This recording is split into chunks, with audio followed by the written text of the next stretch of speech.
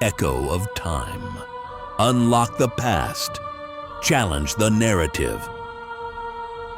One morning, Rome woke up and discovered its money was gone. Not stolen by barbarians.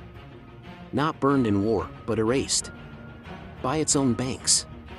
The sun rises over Rome in the year 33 AD. Marble columns glow gold, markets open. Merchants shout prices, everything looks normal. Because Rome's banks are failing. Not one, not two. Almost all of them. This is the forgotten story of the first recorded banking collapse in Western history. A financial disaster so severe that even the emperor feared losing control of the empire. And the most dangerous part? Rome had no idea it was coming. You walk through the forum. Men argue violently outside banking stalls. Wealthy citizens demand their deposits back. Bankers stand frozen, pale, silent. Because the money isn't there.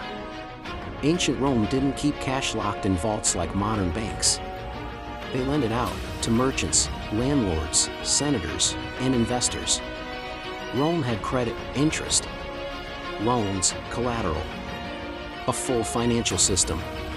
2,000 years before Wall Street.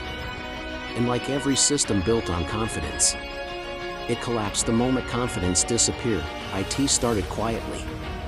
Emperor Tiberius, ruling from Capri, issued a strict new law. All large loans must be backed by real land in Italy. The goal was stability, the result was chaos. Suddenly, borrowers were forced to sell property to raise cash. Land prices crashed, loans defaulted overnight.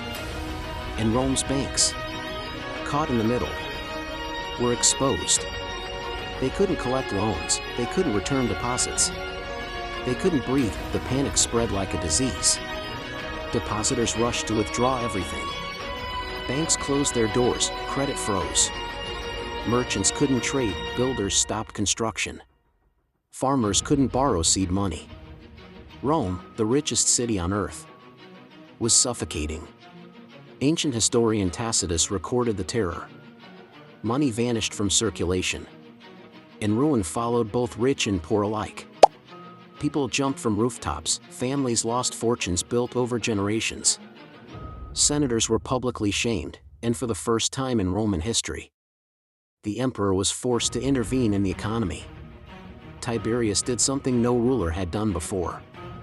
He created an emergency bailout fund. Yes, Rome invented the government bailout. The emperor injected 100 million sesterces into the economy. Interest-free loans to stabilize banks and restore confidence. It worked, slowly, money flowed again. Markets reopened, the panic faded. But the damage was permanent. Rome learned a terrifying truth.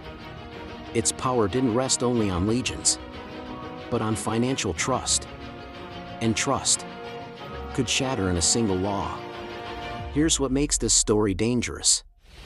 Rome's banking collapse wasn't caused by invasion, or disaster, or famine. It was caused by policy. A reminder written into history. Even the strongest empire in the world can be crippled by money. Centuries later, Rome would repeat the same mistake. Devaluing currency, debasing silver coins, inflating prices. And eventually, the economy never recovered. Empires don't always fall by swords. Sometimes, they fall by spreadsheets. Now imagine standing in modern Rome.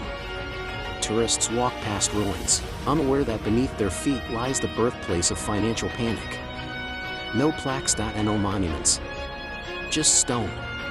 And silence, but the lesson remains. Ancient Rome collapsed banks before modern nations existed. They faced liquidity crises before the word was invented.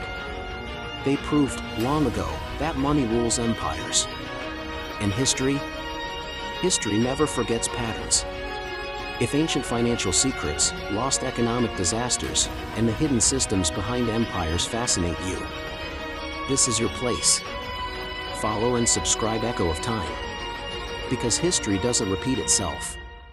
It warns. And the past is still speaking.